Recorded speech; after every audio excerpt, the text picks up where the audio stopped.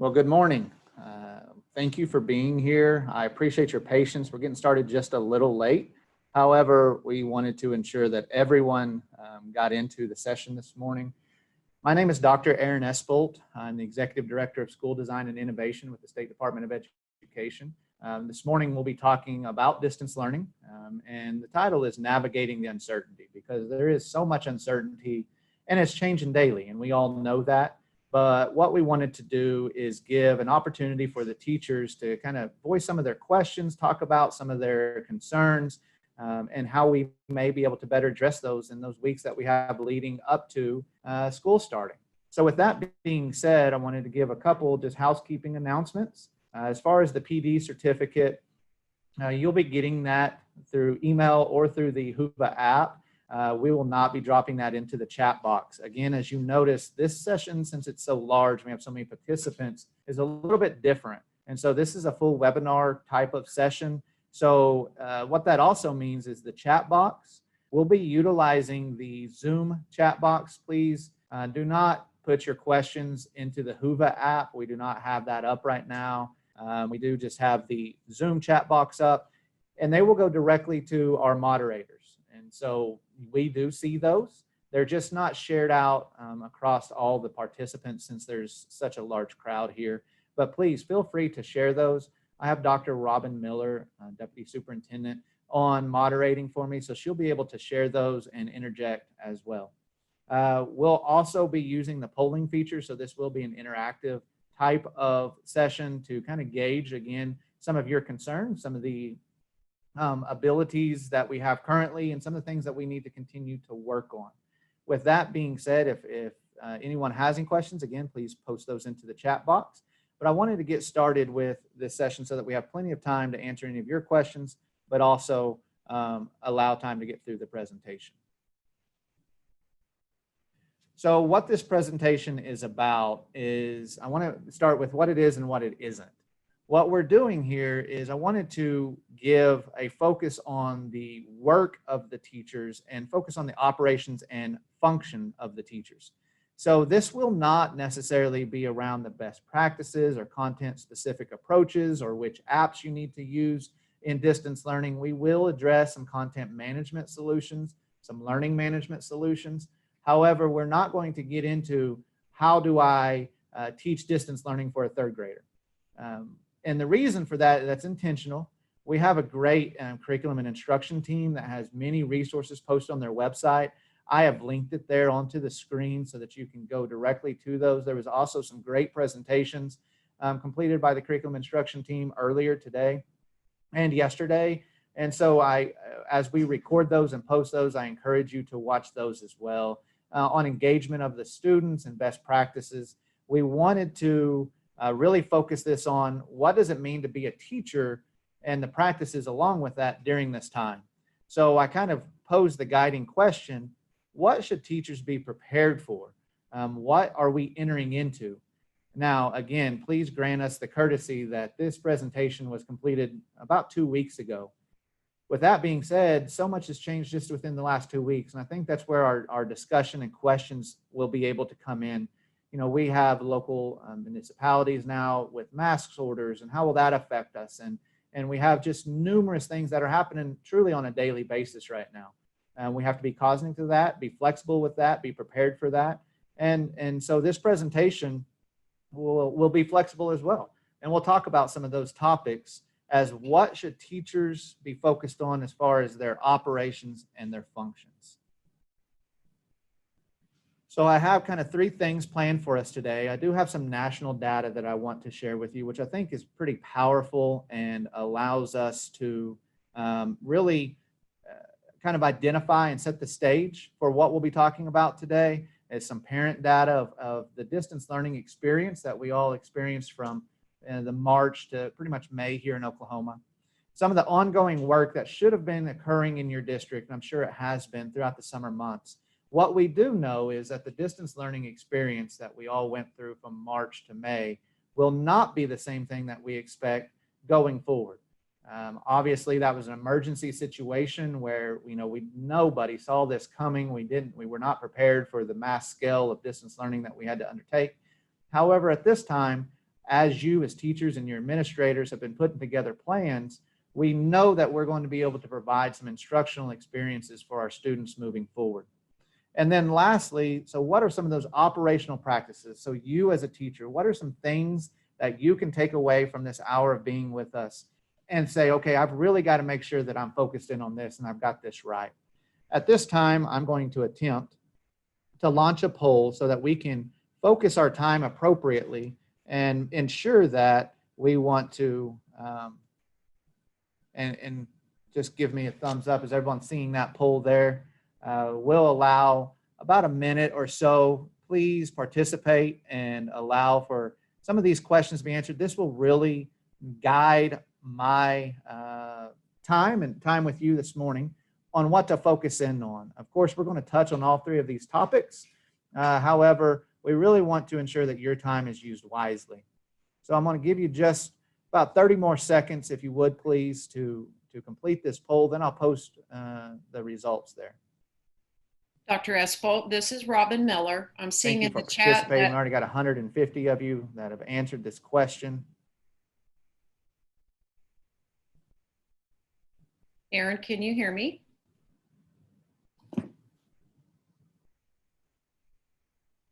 The poll should be showing up right there on your screen. If you have two monitors open, please make sure it's on the appropriate monitor. But the poll is within this presentation, so you shouldn't have to go anywhere else. Okay, so I'm going to end the poll now and kind of share some of these results. If you could bear with me just 1 second, Dr. Espol, I've got to check one thing on your computer. Okay.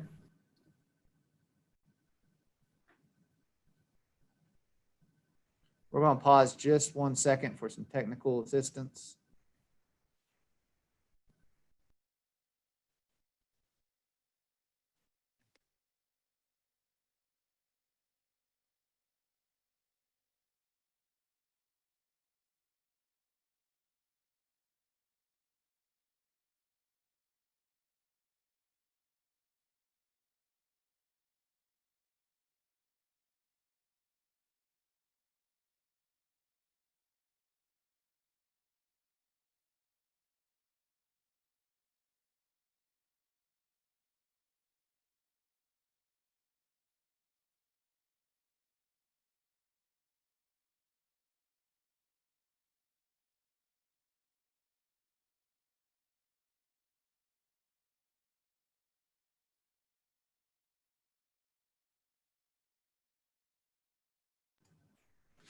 Okay, we're back here.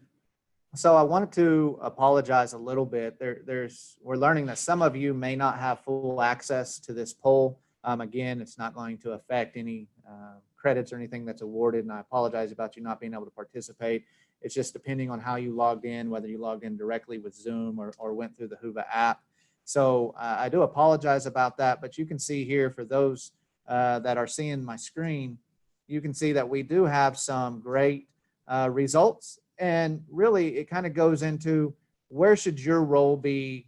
We have 60% of our responses going to where should your role be within this distance learning plan that got constructed over the summer months. How and what should your actions be, and then obviously some operationals. So we don't have a whole lot of individuals that have selected looking at the data. So we'll just briefly go over that data so that it's used your time wisely. So I'm going to stop sharing those results and we'll continue on with the presentation.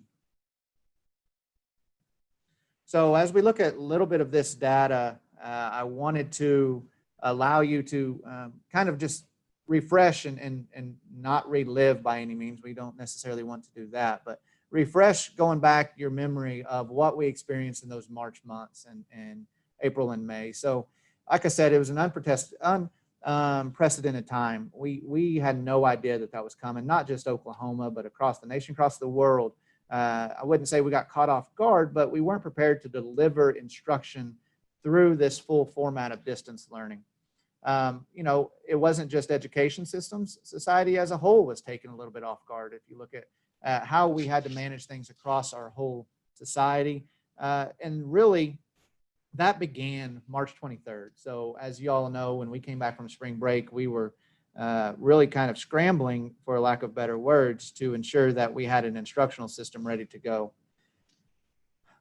What we also found out was that the districts and the teachers, y'all did an outstanding job. I mean, we were scrambling. We were trying to say, hey, let's do the best we can, while society around us was going in a tailspin. We had historic unemployment rates, child abuse rates that we saw. Necessarily statistics didn't go up because it wasn't getting reported by the teachers who typically report a lot of those things. So we know that we have children in those homes. The sense of routine and normalcy was also affected. And then we had to shift our instruction. And I heard a lot from teachers saying, well, we don't even have attendance. We don't even have grading. How are we going to continue teaching? And so we knew that was going to be an issue through that time. Again, things will be different moving forward. So that's something we need to focus on when we move forward. But that was the situation we lived through. I want to show you this data just real quick, because I think it's pretty powerful. And it's a graph beginning with our math, and it's some projections of what a lot of people have heard of the COVID slides. We won't spend a whole lot of time on this topic because, again, you want to get to the actual practical things about what we're doing. But I think this sets the stage here. You can see this is a national survey. So again, when they end school in June, that doesn't necessarily represent Oklahoma districts, but you can obviously just read the graph as easy as I can here. And what that says is, this is when we had to close down schools.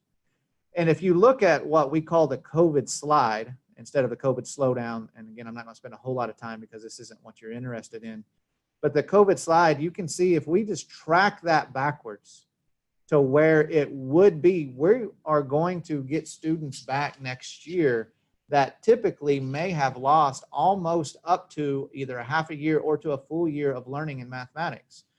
Now, this is one research poll. This is one piece of data. So I'm not sitting here trying to freak everyone out, but I think what we need to set the stage for when we go forward into distance learning is that we are going to be behind here, and that we necessarily have to have actions into catching these people up. Also, the good news is reading on this national survey isn't quite as severe as what math was. And so they're projecting, of course, no one necessarily knows until we get students back. We can all project and have educated opinions about it, but no one really understands until that we get there. So I say these things because this data is here for us to really kind of reflect upon and look at, not to necessarily stress us out, but to set the stage for the future coming up in August. So I'm going to launch another poll here.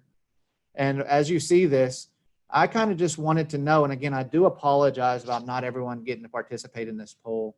It does not necessarily mean that you're going to lose any interest in this presentation, but just to get a little bit of feedback, I asked the simple question: does this data align with what you're preparing for in the fall? So knowing that students are going to be, potentially 6 months, 8 months behind, our seventh graders are going to come in with, a very limited knowledge base there from sixth grade. Does this align to what you're preparing for? And as I see the polling results come in, I'll give you just about another 20, 30 seconds to complete those. Overwhelmingly so far, people are saying that yes, that this does align, that you are prepared, which is great news for us here at SDE. We do have a percentage of individuals who are still saying, I don't have an idea what to prepare for. Now, I don't think that is in a negative way, but a lot of us will not know what to prepare for until we get those students back in August. And when I say students back, how does that look when we come back? Is that still going to be in a distance learning setting? Is that still going to be in a remote setting away from the school? So I'll end that poll now, share those with you just real quick.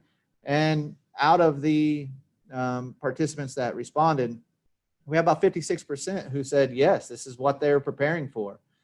Very few of you said no, that either you weren't aware of this data or this doesn't align with what you're trying to prepare for. And then some have no idea. And I think, again, I just pause and say, those who say that you have no idea what to prepare for, I think that's fair right now. I think that is the truth, in that we won't necessarily know until we get there. So I appreciate your comments.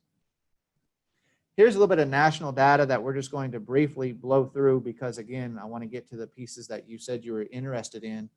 But I do believe, again, that it's important to set this stage. It was a national data with over 3,600 parents and guardians participating.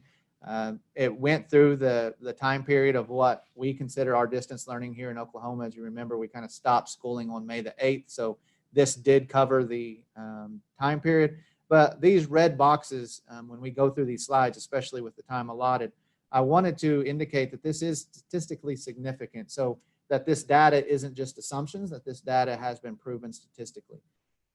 So as we look at it, if I can draw your attention to this red box, and again, how confident are you that your child will be prepared for college upon graduation? If you compare last year, so 2 years ago in 2019 to last year, what we see here is that 65% said in 2019 they felt like their child was prepared. 73% now feel like their child is prepared. So again, even with the COVID experience, even with the distance learning experience, the expectations of parents are that their children are going to be more prepared for college through that experience. So as teachers, I'm just trying to set the stage for, we need to also identify and look through this through the parents' eyes. What are parents saying about this experience? Because as we know, as educators, there's going to be ground to make up. As that last survey poll said, we know the data, we know there's going to be ground to make up, but this again is what our parents are saying coming into school nationally. I'm not saying for your district or even here in Oklahoma, this is a national survey. 70% of parents want to know the material their child is missing. So how are we going to get that information to parents? This is what your students are still lacking from last year due to the distance learning experience, due to COVID slide. However, 70% of parents say that they want to know and identify what those gaps are. That's great for us as educators. We have parents engaged into some of those learning gaps. As all of y'all have been sitting there for all of the time in the classroom going, how can I get my parents to engage with me and share these learning gaps? We know that 70% of these parents are saying, yes, I want that. Here again, 36% of parents believe that they need to catch up. So again, I kind of point you back, and the reason I am still going through this, I point you back to that poll that we just created in that data that we just looked at. We said, that most of us agree with that our children are going to have some making up to do. However, only 36% of parents believe, according to this national survey, that their children will need some making up to do when they come back. And I briefly draw your attention over here. How many of parents believe that their children is at grade level? So again, pointing back to the data, we know that we believe that maybe we're going to have some work to do. However, look at this data here with, this is what our parents are saying. Just want to draw your attention to this, the relationship between schools, and there's some great information here, but I don't want to spend all of your time on it. Get to some of those practical things that where we wanted to be. However, this red box, lower my academic expectations. Only 12% of parents said that they will be lowering their expectations for their children after COVID. 34% say that they're somewhat likely to do that. So my point with this slide is showing us that when students come back to us, whether that's via distance learning or that's back in traditional, depending on what happens with those students, the academic expectations of those children are still going to be the same. So I point that back to what we know is what happened between March and May will not be similar to what we're doing going forward. I'm going to launch another poll just so I can get some feedback. Again, I'm talking to over almost 500 people, and it's not the ideal situation, as you know, going back into your classrooms. So as I launch this poll, kind of want to know, how are you feeling right now? How do these parent expectations make you feel? And for those who don't see this poll, the question was, how do these parent expectations make you feel? The options are excited about high expectations. So again, we know from this data that parents are saying their expectations are going to be the same or even higher coming back from COVID. A little worried about them being realistic. And then the last one is completely overwhelmed. So let about 30 seconds, and then I'm going to ask Dr. Miller, who's been monitoring the chat box, if there's anything at this time that we need to address as I let this poll continue. Dr. Espol, this is Robin. I don't have a question necessarily in the chat, but I do have a statement about the slide previous to the one that you just shared, data for Native Americans. In this survey itself, there was some, and again, this is not the entire survey. There was some demographic breakdown of that. I would be happy to share the complete survey, because I just pulled excerpts out of this survey and the data. So I can share the complete survey, which did break it down a little bit more by race and ethnicity. But in here, I don't have that to present. I'm going to stop this poll now and share some of these results with you.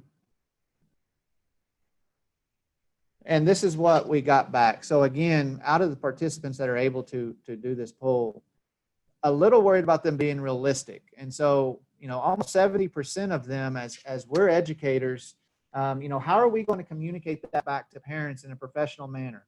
Obviously, we know, and we're going to be able to do, and we're going to talk a little bit about the practice and the actions, but how are we going to be able to show where their students are currently at? And how are we going to be able to communicate that effectively with parents? I think that's something that we need to start working on now is what are the parents' expectations? What are our expectations? What are our school district's expectations? How are all of those things aligned? So we need to start having communications and thought processes around the communication structure about expectations. We don't ever want to come across say your expectations are too high. And I'm not saying that you would ever do that, or no educator would do that. We love high expectations from our parents. What we want to do is back up where teachers and students are currently at based upon data. And we're going to talk a little bit about how to do that. So I'm going to stop sharing that at this moment and kind of finish up with this section of the presentation with data so that we can get to the next section.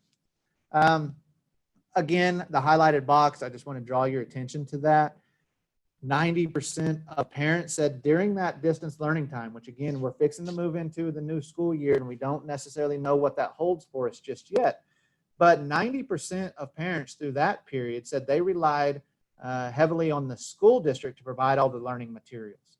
So as you're doing your work and as your school district has been doing the work, I think we have to keep that in mind, that our parents are going to rely on us for all of that instructional content and be able to provide those resources at home instead of them going out and finding it on their own.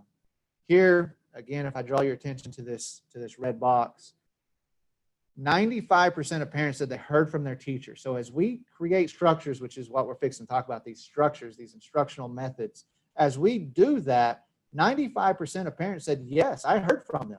Yes, that is something that we had constant communication back and forth. However, only 33% of the parents said they had access to the teacher. So what do we mean by communication?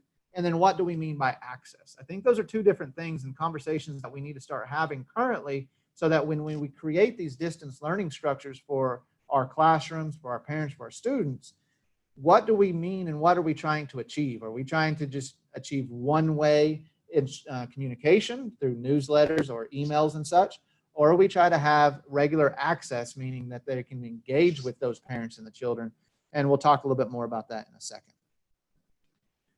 So again, this slide, I highlighted the yes, which is the blue, versus the no. So as you look at all this, here's some of those things that we wanted to set out during the distance learning. Clear expectations for that daily, weekly schoolwork.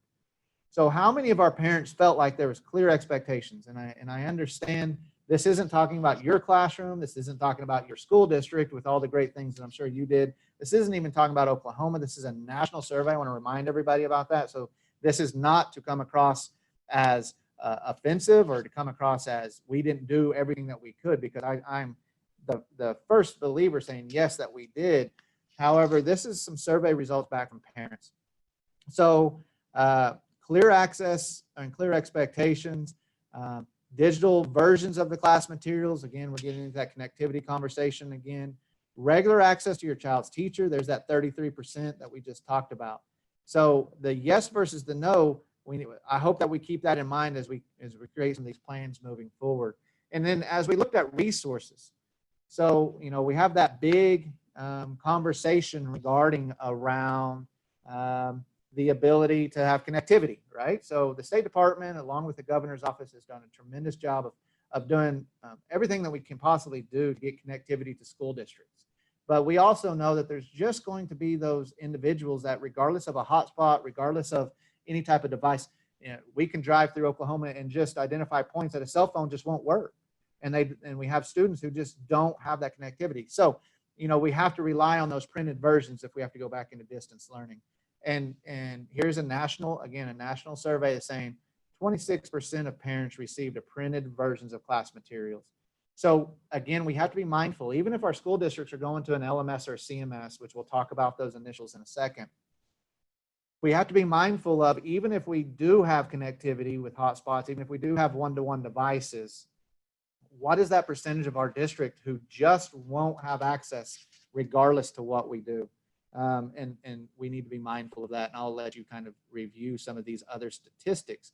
But I think this is an important one too. 11% access to mental health services. So I think all of us know how important our school systems and our structure are for social services that are provided to students. And not just mental health services, but we also start talking about child nutrition and such. As we talk about those things, again, only 11% of this survey, I think this is a very telling survey though, said they had access to mental health services. So what that would tell us is, how are our districts ensuring that if our students have to go back into distance learning, that they are receiving some sort of SEL? Again, this presentation is not focused on that necessarily, as drawing the attention to, let's make sure that we do it. But our student services offices have put together tremendous resources on their website. They've also done numerous presentations through Engage. They're also available at a phone call. So I encourage you as teachers to advocate for your children in your districts, to say, okay, what is our plans to mental health services? Because we know that it's a priority. However, according to this data, the only 11% of parents said they received those services. I'm almost done with the data, but I hope you indulge me by allowing me to finish up here before we get into some of those practical things that we need to do. This line here shows what parents felt was extremely helpful, and this blue is just what we feel happened. So again, as you look, of course, having access to personal technology. So as we talk about those devices, extremely helpful, but budgets are limited and such, and through the CARES Act and through some of the support from SDN in your districts, prioritizing those resources, I think we're going to be better in this situation moving forward. But this, again, was back in that distance learning time.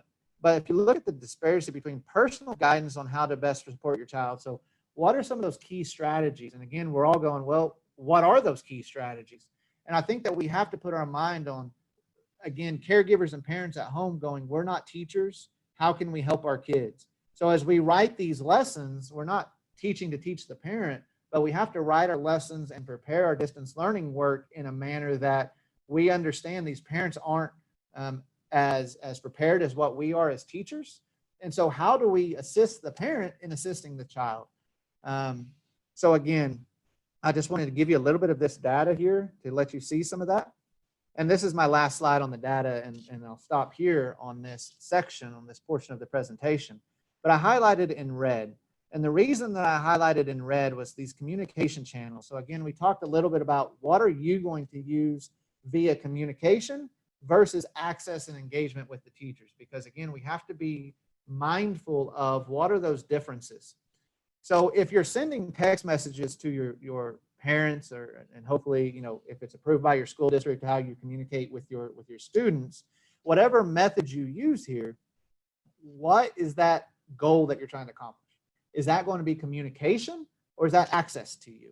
So I highlighted email because the majority of us through this period utilized email to communicate with our stakeholders. However, is that email going to be two-way? or was it just delivering like a newsletter saying this is what we're doing? And I'm not talking necessarily now about what did we do. I want to focus on what are we going to do moving forward.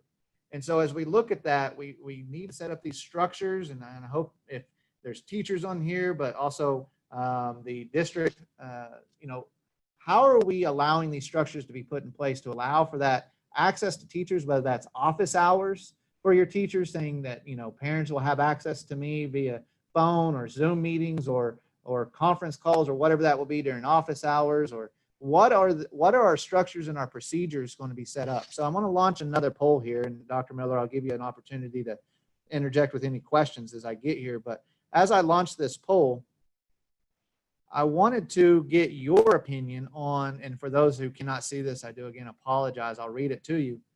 Knowing this data, does it change which strategies you'll focus on in the fall? So what I wanted to gauge is this useful to you? Knowing what we know now from this national data, not your school district, but national data from parents, is this really kind of affecting how we're going to proceed? So Dr. Miller, I want to allow you to have an opportunity to interject because I can't see the chat box. Is there any questions or anything that we can address up to this page or this point as participants are answering this poll? Aaron, I don't see any questions. Do you have a comment from Carrie about the best offering being a mixture or combination of online and hard copy materials? I think that's a great comment. And I think the biggest thing that we're going to have to cross is, and again, there's going to be some more guidance about this coming out from SDE, is the equity. So as we look at our hard copy materials versus the online and the technology piece, is there equity between those instructional opportunities for the students? Because what we don't want to occur is one student being provided a higher quality of instruction just because they have a device and connectivity. Many times that's out of the hands of the student. So I would say that hard paper packets may be the best that we can do. I'm not saying that we're not trying to do everything we can do. That may be the very best we can do, but how can we augment or supplement or support those paper packets in a fashion that would still support those children with ongoing instruction? And so what I mean there is we give the paper packets for the content. And again, I'm not telling you how to run your school district. I mean, everybody's going to be unique in this. Just some suggestions would be, could we schedule office hours with those children who don't have connectivity? So maybe they have a phone, maybe that we can just do a conference call with them, walking them through the worksheet. And again, I understand the challenges. I've been there. I've been a teacher. I've been a principal. I've been a superintendent. I understand all of the challenges. What we need to just try to think of these solutions. I know that, well, you're not going to talk a kindergartner on the phone through a worksheet, and I get it and I understand. So what are some other possible solutions as we brainstorm? Because guys, I hate to say this, and I don't want to come across anyway. This is our new normal for the ongoing future right now. We're going to be in the situation. I wish I could close my eyes and wake up tomorrow and say it's going to be better. As you look at the numbers and you look at what's happening across our state and our nation, it continues to drive our decisions. And so we have to prepare for that. It is our reality that we're currently living in and teaching in. I pray every night before I go to bed that, hopefully this changes soon. But right now, we got to do the best we can. I have a daughter who's going to be going into kindergarten. My wife is a first grade teacher. And I just echo, my daughter doesn't have another opportunity for this right now. This is her kindergarten experience. That was her pre-K experience. She doesn't have another shot at it. As all of our kids across the state just don't have that another opportunity. We can't press pause. My daughter is going to continue to move forward whether or not we press pause. So as a parent that's going to be engaged, of course, I'm going to try to find every opportunity for her. My point with saying that is, it is what it is. I hope that we come to a point where we can assist those children.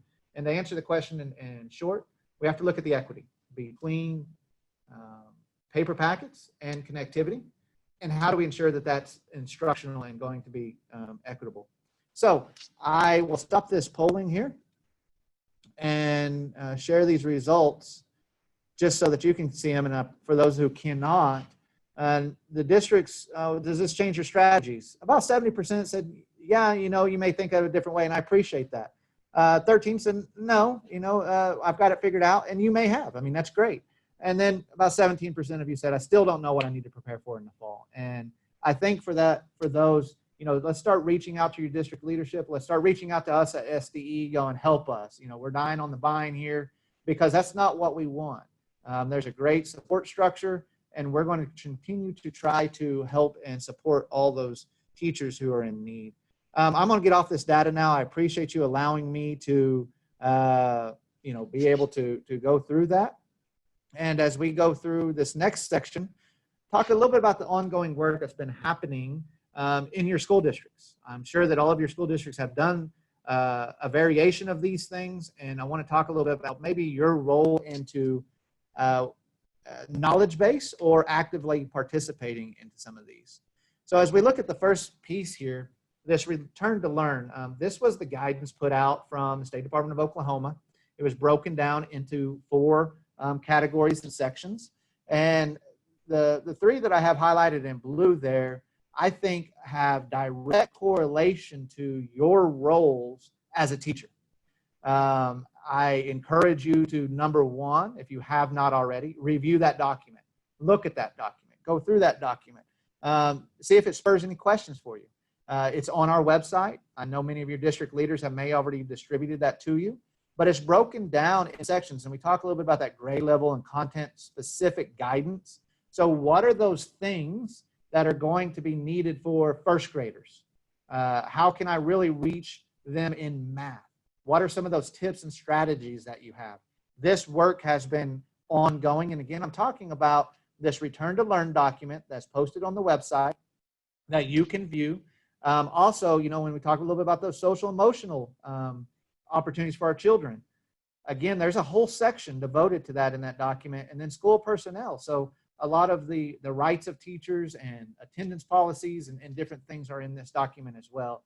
Dr. Miller, I'm going to ask you to interject just real briefly and discuss a little bit about the tele-edge and some of the ongoing development around these sections of the return to learn document. Maybe they might be interested in that. So yes, Aaron, our tele-edge opportunity is really just a part of a partnership with OSU, Project ECHO.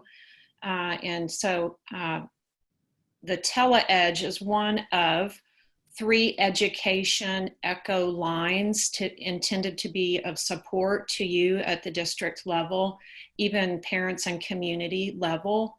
And so we, at the State Department of Education, we do have one of the 3 ECHO lines, and we call that tele-edge. In fact, the next one coming up is July the 23rd, and it will focus on a portion of the Return to Learn document that Aaron just mentioned.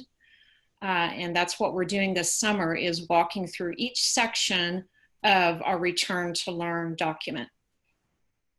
Thank you, Dr. Miller. And again, I just want to echo that, we don't have all the answers. I don't think anyone does. I mean, it's an ever-changing situation. Every day I wake up and the first thing I do is watch the news to say, what happened now? And it is a stressful environment that we're living in. And we all understand that. And the big thing is we're all in that together. I wish that y'all could see some of this chat as I took this moment to scroll through it as Dr. Miller was speaking. There's individuals saying, this is what I do. This is how I meet that need. And I think that's exactly what we're going to have to do, is look to our peers, network, look to your district, look to your organizations, look to SDE, and identify and work together, because we don't all have the solutions. But here is one opportunity that we're trying to assist, whether that's tele-edge or the Return to Learn document, which can be found on our website, in saying, hey, here's some things that you can consider, because we all know the challenges that we're going to face when school opens back up in the fall. And so we're trying to be supportive. We're trying to allow networking to happen between teachers. I know there's tremendous, my wife is part of some Facebook groups where there's tremendous, sharing of ideas and sharing of opportunities. And so I just encourage that this is the time that we have to count on each other, that we have to rely on each other to help us out. So I'm going to move on. Sorry to get on my soapbox there just for a second. However, I just felt like that was necessary to say. Okay, so your district should have probably did, I'm assuming, did a parent survey. And that parent survey is important to you as a teacher. And the reason I say that is because it's going to be necessary for you to be familiar with those results. I have over here some reflection questions that if I was still in the classroom, I would be asking myself, what percentages of my students have connectivity at home? Your district should know that information. Because again, that's going to drive how I prepare for distance learning. Is that creating more packets? And I saw someone said that I videotape myself in the chat box. They said I videotape myself giving a lesson, then I email it, because the majority of people have an email. All right, they have a smartphone that you could email that lesson out to, that you went through the lesson. They have the worksheet in front of them. You email it out, and it's not interactive instruction, but at least it's providing some instruction and then maybe a phone call to follow up. But my point is, that is going to be a way that we're going to have to do instruction if we have a low number of students that don't have connectivity.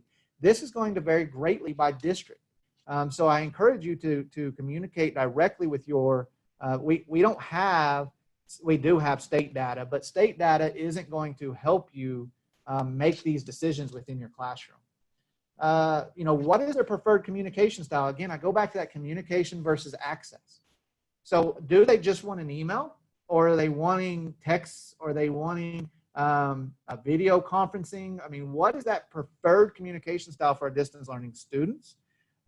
You would be surprised on some of the students who said, through our feedback that we've gotten through our surveys, that they preferred packets over technology, that they felt like that was a better learning style. Some of our students, especially our younger students, are just more familiar with that style, and they enjoyed it better. Of course, we encourage the blended format when it's appropriate. Come to school and mix that in, and we're going to talk a little bit about that as well. But I think a big question is identifying within your classroom, how many children have to use that same device? So is there a household of 4 that is all sharing one computer? Because that, again, is going to affect how you prepare your lessons. We can't say, well, everyone get on technology and do an LMS or a CMS if there's one device being shared by 4 kids and we're expecting every night 30 minutes to an hour on that device for instruction. I just think that that's going. So I also here put in blue, check with, if this hasn't been done, and even if it has, I encourage my wife to do this, who again is in the classroom. Check with your district if you can do a classroom parent survey.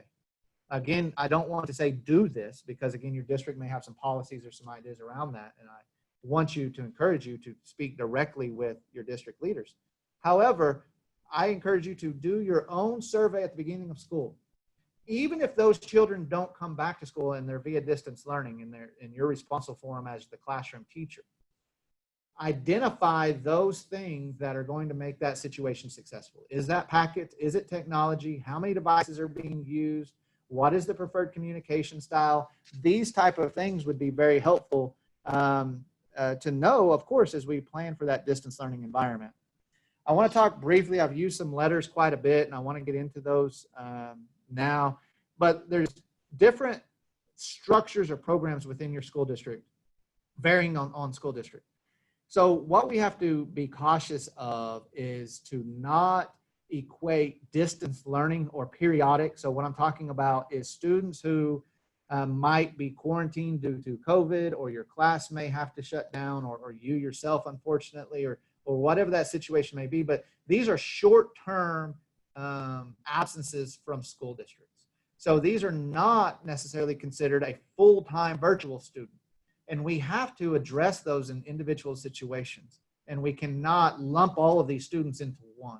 So we have full-time virtual students or programs in many of our districts, and that number continues to grow on a daily basis. Those students are saying, I am at home, period. I am virtual. I am not coming to school. You send me all of my work through a CMS or an LMS. And again, I'll address those initials just in a second. But I am fully virtual.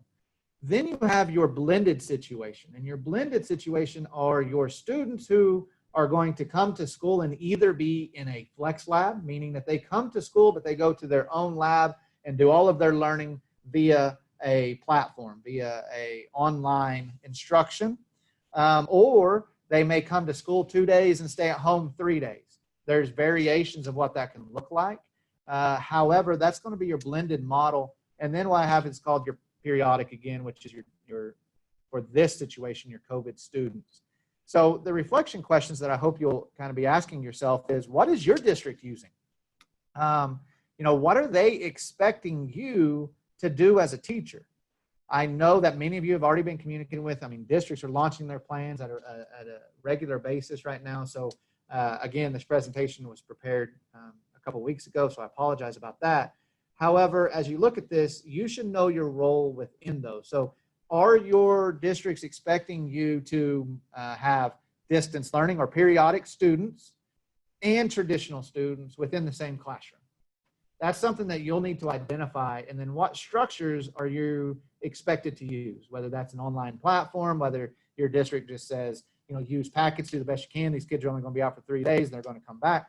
What is it that you are going to be utilizing within that? Are all of your virtual students or even your periodic students, which again, there's pros and cons to all of this, it's a district decision, are they going to go to a separate teacher?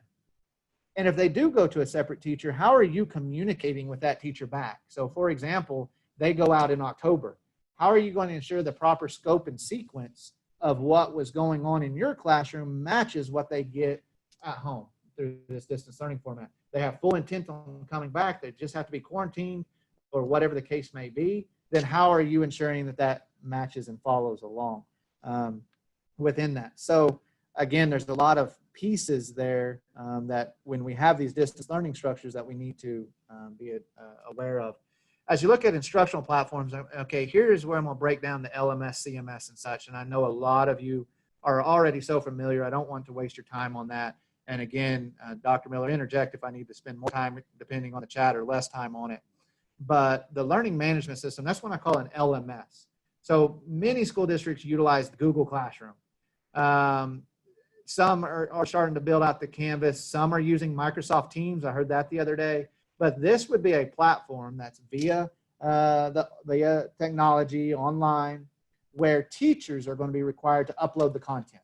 So whatever you're doing in your classroom, you're creating that and uploading that through an online platform. That's what we talk about when we talk about a learning management system. A content management system, and again, I want to stop here. I should have started with this. I want to stop here. The examples that I have are not endorsements. The examples that I have listed here on the screen are just examples. They're just that. They have not been vetted by the State Department. We do not have a pre-designated list of use these. This is all a local decision, local control decision. So again, if some are off of this list that you're using in your district, that's great. That's fine. There's nothing that says those should or should not be used. Again, this is just an example for that purpose. Please do not take this as, well, why isn't mine up here? But as we talk about content management system, this is where the content's going to be provided for you.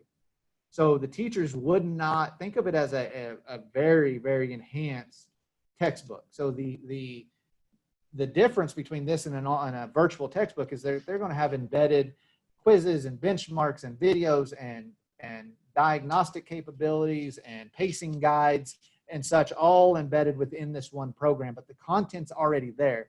So this is where I stress that you really monitor the scope and the sequence, because these content management systems can be augmented to where you can manipulate their scope and sequence to match what you're currently doing in your classroom. So for example, if your district is saying we're going to utilize, for just an example purpose, Edgenuity as a content management system, and we expect you in your classroom to manage distance learning and traditional students, then I would say, number one, be utilizing that Edgenuity on a regular basis within your classroom in a traditional setting. But then number two, if a kid does go into distance learning, that you at that time manipulate and structure that content within that system to match your current scope and sequence. Then you're going to have something different called personalized learning paths. And what those may not be full-blown content management systems. So they're not going to have all of your history and your science and all of the different areas. They're not going to be all encompassing, but they are providers of some content. And what they will do, for example, ExactPath, which is state offered, which provides the data, which is not just another diagnostic test. It creates a personalized learning path for students to be entered in. And again, the state's paying for it this year. Your district may have been opted into it. Maybe they haven't. I'm not advocating for one or the other.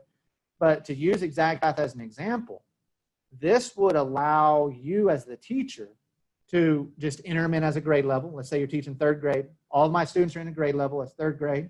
And then those students, as they begin, that learning path starts to adapt to where those students' learning gaps are and provides either more remediation in the area or advances the student along.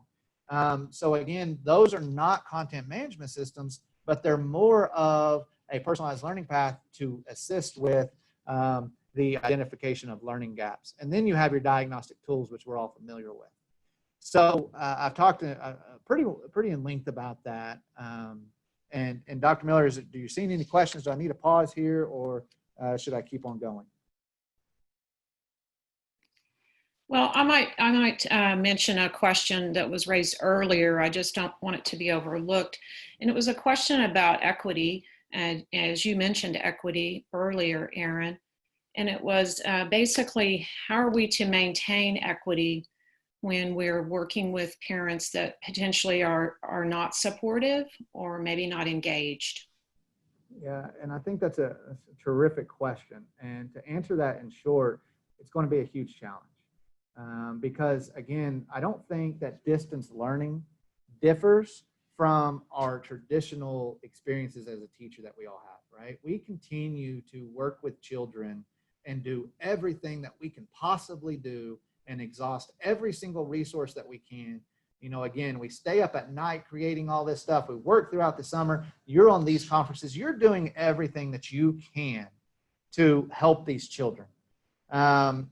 At the same time, you know, there are going to be some limitations based upon external factors that you may or may not have control over. And so I think when we look at equity, you have to ask yourself, did I do everything that I can as a teacher to ensure that this child was given an appropriate, and you can't say equal, right? Because equal does not mean equity, but what an appropriate learning environment or options that wasn't limited by anything that the school district did. So if I sat there and said all kids are learning online, knowing that kids don't have connectivity in their homes, or a percentage of their kids don't have connectivity in their homes, I am not at that time being equitable any longer, because I didn't do everything that I could as a teacher or a district to ensure that, that those learning opportunities existed for these children. So I think when we talk about this equity and we want to, you know, look at what their home environment may be, or their external factors, or all of those different situations. I mean, we haven't even talked about our special ed populations and our different, EL populations and such. But as we look at it, how can we ensure that all of our students are receiving we're doing everything we can to provide that learning experience for that child? And I don't think that's anything different than what we do on a regular basis. It's just in a different learning environment. That's all. We have done this as teachers since we began teaching. We've always went above and beyond. We've always tried to ensure that everything is possible for our kids. How many of you have bought books for the children when you know there's no books at home? How many of you have wrote out notes for lectures when those children have missed, so that they can ensure that they had the notes when they returned? I mean, how many of y'all have had children in your classroom that broke their right hand and they're right-handed to write, so you had some other people helping them to ensure that they had that capability? I mean, there's numerous examples that we've done this, but when we look at home environments, we're going to try to help and educate those parents and bring those parents along, and not just say, well, it's the parents' fault. We've got to continue to work and partner with those individuals and help them understand the necessity of this. And then we have to ensure that we've done everything that we can do as well. And I think that hopefully that answered that question the best that I could. We're almost done with this section. And I want to talk a little bit about the policies that you need to be aware of as a teacher. So again, I'm really wanting to focus this whole presentation on what is it that I need to be prepared for as a teacher. Again, I know some of your questions were, what apps are you using, or how do I teach third grade via distance learning? And the SD does have that support for you. But I really wanted to focus this to talk to you as a teacher saying, man, if I was in your seat, I would definitely be doing this.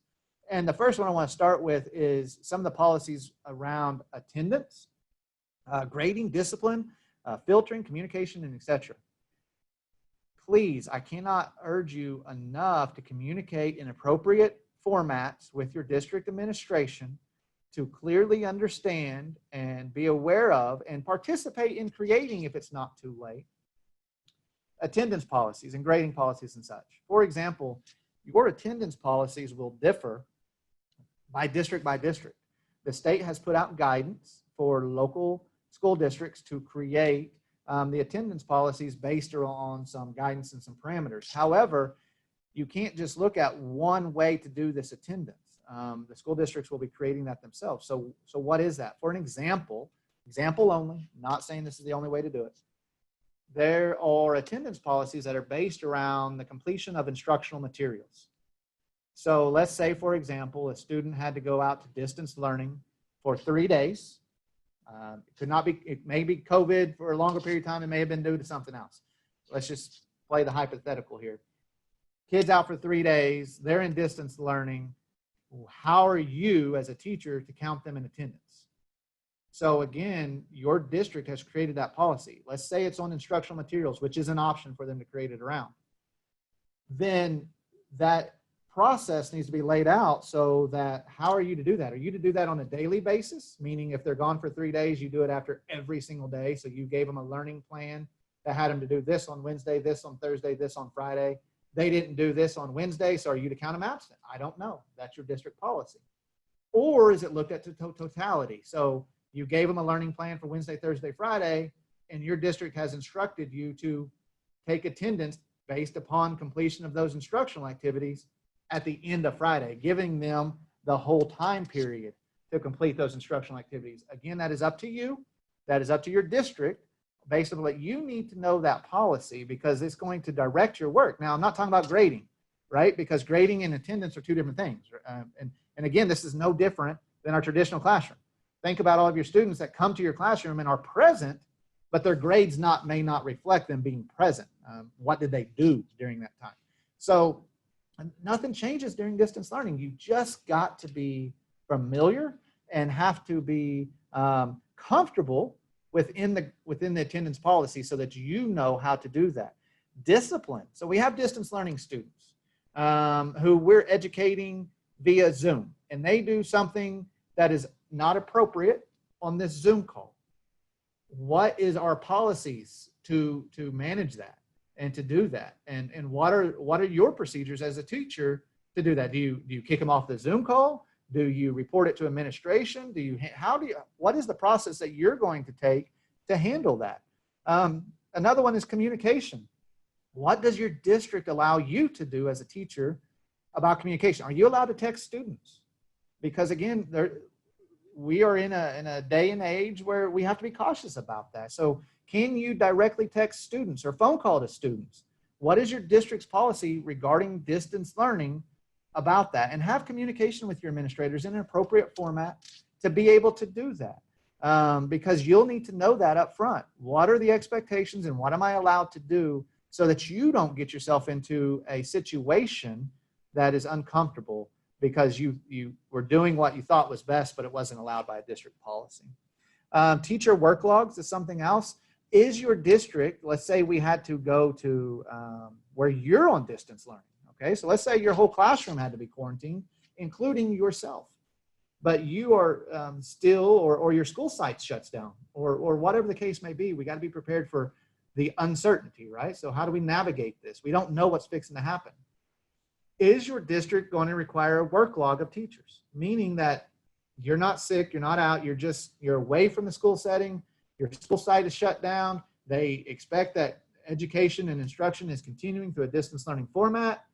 How is your district counting you absent or present regarding to leave? Are you required to fill out a work log? Are you required to email? Are you required to engage with every student every day? What are those expectations going to be? And your district will communicate those to you, but make sure you fully understand them. Teacher evaluations, right? So what are teacher evaluations going to look like as you go back into the school building next year? So we know we're going to have distance learning students. We know we're going to have traditional students. Are you responsible for distance learning students, meaning are they incorporated into your offerings as a teacher? Or are they somebody else's responsibility as soon as they go into distance learning? Because that's going to affect how your TLE is going to look. And I encourage you to have some of those pre-conference meetings and examine some of those indicators that are going to be very advantageous for us if we are in a distance learning. I think back to the use of technology, right? So obviously that is self-explanatory on how I can artifact and show examples on the use of technology with these distance learning students. But what are going to be those things and those expectations as far as teacher evaluations on my communication styles and my instructional styles with these distance learning students? Because if they are part of your classroom, then you can't say, well, I get one evaluation for them and another evaluation for my traditional students. They're all your students. And so you need to have those communications with your administrators to ensure that you're comfortable with that as well. The last slide I have in this section is health and safety protocol. So this is so relevant in the last few days, especially last week. As we really get closer to the start of school and our numbers continue to climb, what is going to be expected of you and what has your district put out? Many districts have already put out their plan. This week, Tulsa has passed the mask wearing ordinance.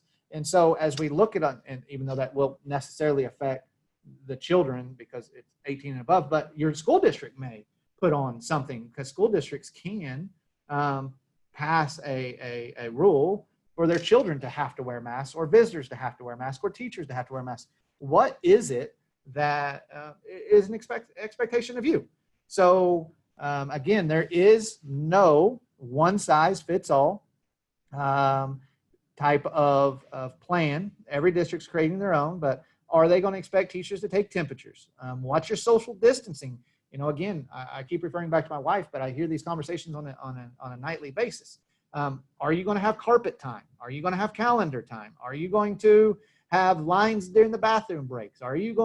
What are the procedures that's expected of you as a teacher through social distancing? Because again, those are things that we have to be prepared for as we enter back into the fall.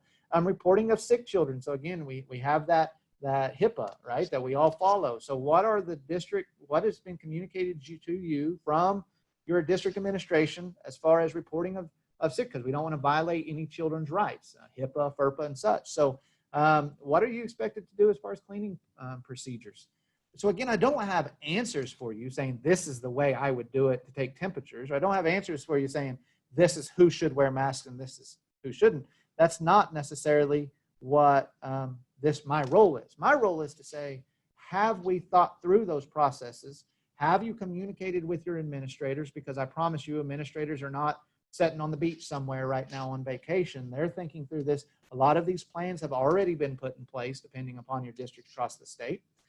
And then how are you going to communicate with your leadership? Are you going to sit down right now and have a TLE conference? Are you going to sit down right now and say, please go over the health and safety protocols? Is there a planned professional development to go over all those things? These are things that if I was a teacher, I would definitely be wanting to know. So at this time, to get a little bit of feedback, and then I'm going to bring Dr. Miller back in to ask any questions, I'm going to launch another poll, and I'll read it to those who do not have access to this. But as we look at this poll, and I'll read it out loud, after this information, where do you feel you need to ensure that you are better prepared in your role within the district?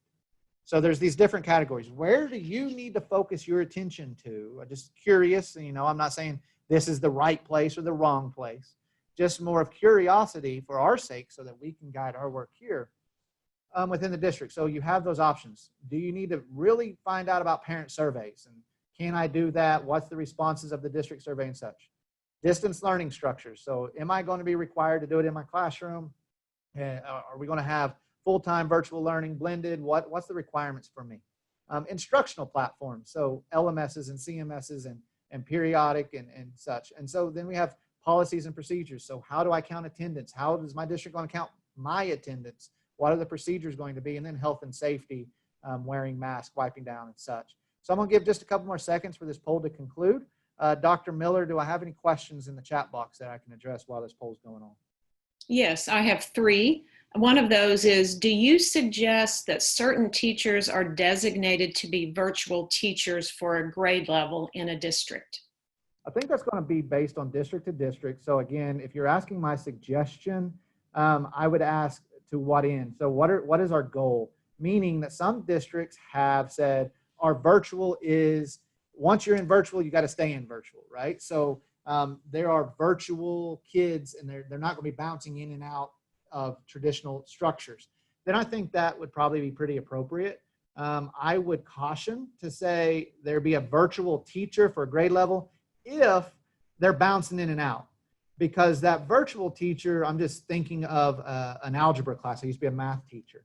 An algebra class, if I say, okay, my student now is going virtual and distance learning to where they're going to be out for 2 weeks, then I think the responsibility still falls on that teacher. So I think it depends on the situation. If it's a full-time virtual setting, I think it could be appropriate. I'm not saying that you have to do it that way. I think it could be appropriate, and many districts across our state are doing it that way. However, if it's a periodic situation, I think the responsibility still falls on that classroom teacher, because, not trying to put any more stress or concern on the classroom teacher, because they're going to know their parents, they're going to know the kid, they're going to know the situation through the parent surveys and such, and they're going to know the current scope and sequence of that child's education as well. So I think it depends. Okay, a second question. Could you address how someone is to communicate with administrators when the plan proposed does not require masks in some classes because administrators are attempting to respect teachers' choice regarding wearing masks? Coming from a former administrator, I think scheduling a meeting, obviously going to be better. Now, again, in our current situation, a meeting may be a phone call. It may be a Zoom meeting. Again, we got to get that meeting out of in person, right? So, but having a slotted time to express concerns, meaning don't just send an email, but then also being able to articulate and express your concerns in a way that supports your case. Because my suggestion, coming from being an administrator, and I'm not saying that you would do this, I'm just saying this has happened to me. Don't just come with your concern and leave it with that. Help me as an administrator come up with the reasons of why we need to do this policy or practice that you're saying. Help me understand how it's going to best benefit you. I was, again, a high school math teacher. Before I made any policy that affected elementary, I went and talked to those teachers. Why? Because I didn't know how a policy is going to affect a kindergartner, a first grader, and such. And so I want to engage with those stakeholders, and I think that's still appropriate. There's still time left. And when we look at something as masks, how is wearing masks in one classroom but not the other classroom going to affect you as that teacher? I mean, are you worried about the spread of COVID versus, within those students, and then how that affects? But come with, the reasons of your concerns, and also some possible solutions. Not saying it needs to be done this way, but saying, I see it in my classroom like this, and this is how I like to see that solution. Okay, and here's a third one, Aaron, before advancing to your next slide. Is the OSDE going to be reaching out to daycare providers who might be taking more children during school hours for the blended or virtual school students? Some of them need internet access and devices so they can continue learning. I can say that we have a good partnership between DHS and SDE, because we understand that a lot of these service providers are going to need assistance, and DHS has been very willing and gracious of working with us to say, hey, what are you using? And then how can we model that, because we want to be consistent. And I know that DHS put out technology grants to allow a lot of these service providers to get devices, just like we did grants here at SDE. I know that DHS is going to be utilizing ExactPath, just as SDE has put out for our school districts.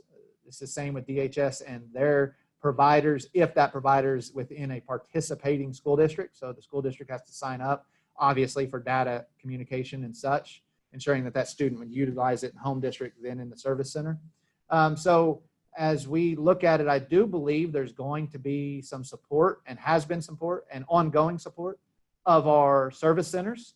Now, those are just DHS approved service centers. So as far as individual home sites, I know that our family engagement office here at SDE has put out a lot of guidance for how to communicate with families at home and best practices. And I encourage teachers as well, going back to my wife, sends out a newsletter every week, is to go to our family engagement website and look and look at some of those supports that have been put out to not have to recreate the wheel. There's a lot of these things that have already been developed, and I encourage you to do those. Dr. Miller, was that appropriate? Yes, absolutely.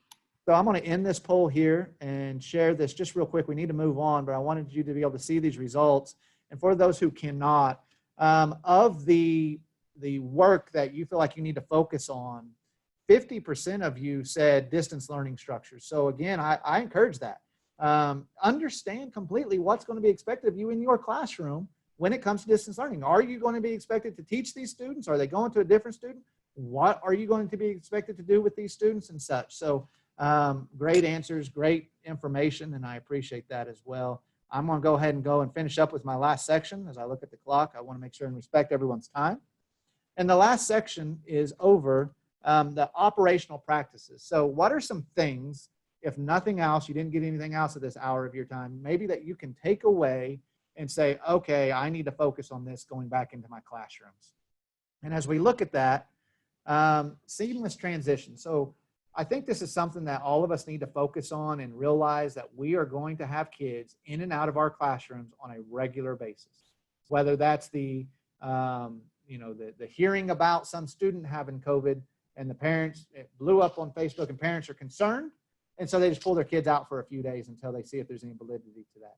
Or if a student actually comes down and contracts COVID, or there's just going to be so many variations of this that we have to come to the realization a regular traditional classroom teacher in some way or fashion is going to have kids coming in and out all year long. So my suggestion, my practical thing would be incorporate as much as possible from day one the platforms that you will utilize for distance learning. So if you are knowing that your district is utilizing a content management system, try to utilize that as much as possible within your current context in traditional classroom.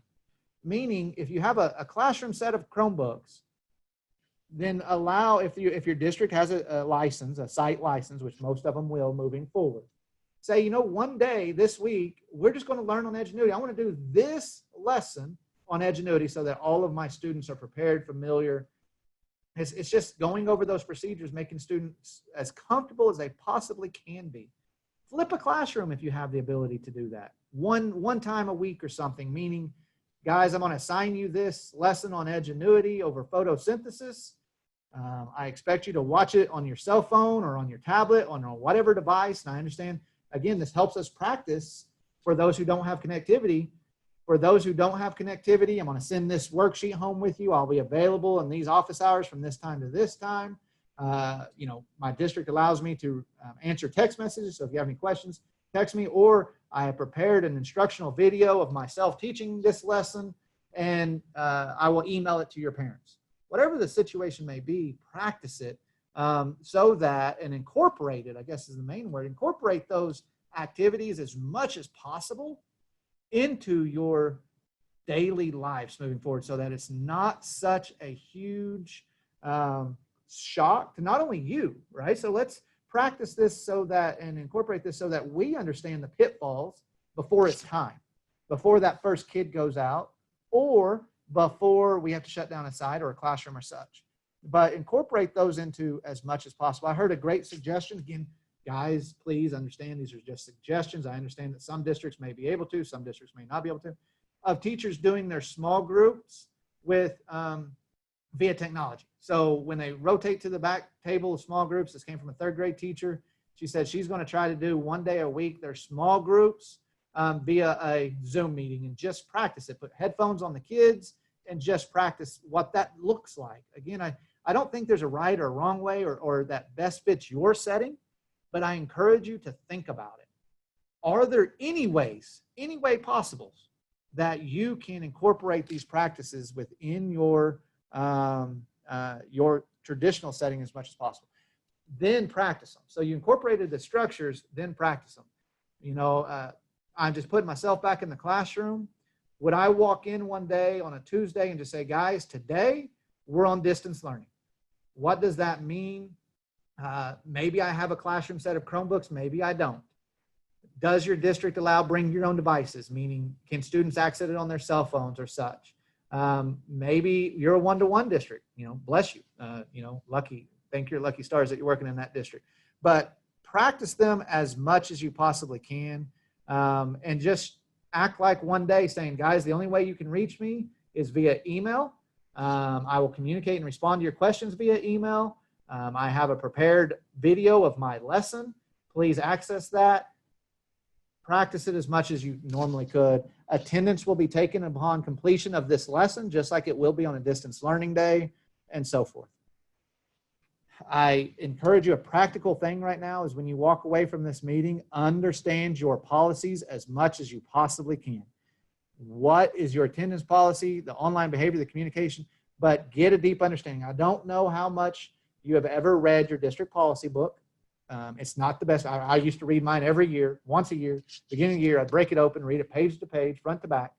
But again, I encourage you at this time, in this situation that we're in, know those policies better than your administrators know those policies.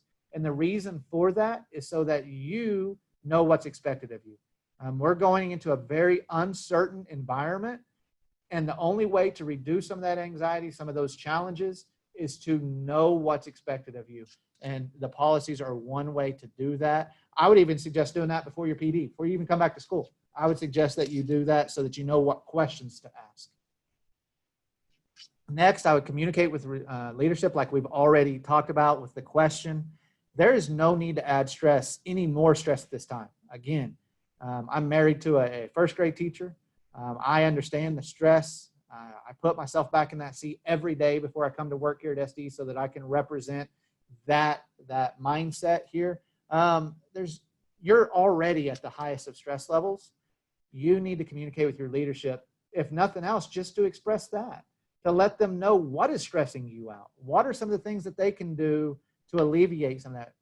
Whether that's a structure of your lead teacher, then to your principal, then to your assistant superintendent, whatever size of district that you are in, there's appropriate ways to communicate to your leadership. And leadership wants this, guys. Leadership in a school district wants that open line of communication. They want your thoughts. Again, they don't just want an onslaught of concerns. You know, think about some solutions with them and work with them. When I say communication, it's not one-way communication, two-way. How do you have that open dialogue with your administrators? And then lastly, engagement with families. We're going to have families that are facing things that we have no idea about. We're fortunate enough as teachers and educators, we still have a job. You know, we think about that job in so many different ways, and I know the concerns about entering back into those classrooms, but we still have a job. We have many people across our state that are dealing with unemployment. We have the mental health needs of our situations of our homes that have to be dealt with. You know, parents educating from home that we've already spoke about. How about the loss of loved ones? You know, you may be dealing with the loss of a loved one. Maybe that family is also dealing with that. So they are having all of these heightened levels as well, which is something that we need to engage with them, show compassion for, understanding about, and then how can we help as educators alleviate any of that? So again, These are just practical things that I encourage you to take away from this meeting. Think about, how are you going to incorporate those structures, and how are you going to practice them? How are you going to review your policies? How are you going to engage with families? And I have one last poll for you, and I appreciate all of you that are able to participate, and thank you for participating in this session. But again, it's the last one, and the question reads this: after this information, what is one operational practice that you want to ensure you focus on in the fall? So what is going to be one of those things that now leaving this session, you're going to sit there and say, man, I'm really going to do this right. I need to put more effort and more work into that. Maybe that's structuring your classroom in a way to incorporate some of those practices. Maybe that's having a practice day once a month. It doesn't have to be once a week. It could be once a month. It could be once a quarter, but having those, I suggest doing them early, because we're going to be hit with this first week of school. So do them early. Understanding those policies. Communication with leadership, I think don't overlook that, guys. You got to have that strong. They're here to support you, and you got to support them, and we're all in this together. And then that engagement with families. So how are you going to stay engaged with those families who are, have concerns of their own, and mainly which of how to educate their children and ensure that their children are getting a great education. But, they're worried about paying the bills. They're worried about the loved one that they just lost. They may have mental health needs within their family that are not getting addressed now due to this COVID. So how are we going to stay engaged with them? And at this time, Dr. Miller, as this poll kind of concludes, I see a couple of people. Do I have any last questions as we kind of close today? No, there are no content questions. However, I think it might be good if you would reiterate how participants can receive their professional development certificate. Sure. Because of the style of this, since we had so many participants, a little bit different than some of your others that you may have participated in, we will be emailing you your PD certificates, and it's also in the Whova app. So again, I will give you my email address as well if you can't find them in any way, any one of those ways. I also want to say that we are recording these presentations, that you will be able to also access these at a later date. Where are those going to be housed at? They'll also be housed on the Whova app. So again, if you miss something or you want to bring something back to light, you would be able to access those through the recording, but those will also all be there. I'm going to stop this poll here and just share the results with you so that you can see them. And as you see there, the biggest, actually kind of close between two, the biggest two though, results are practice days. I think that's important. I think you have to practice them so that students feel comfortable with it, with those steps you put in place, and then engagement with families right there with it. Of course, the more we can engage our families into this, the more that we understand their concerns, the better off we're going to be in the long run. And so I appreciate those comments and those results. And then lastly, I'm going to share, this is my contact information. So again, if you want to direct email me, I am more than willing to help or assist you. And if I can't help you, the one thing I've always said is I will find somebody who can.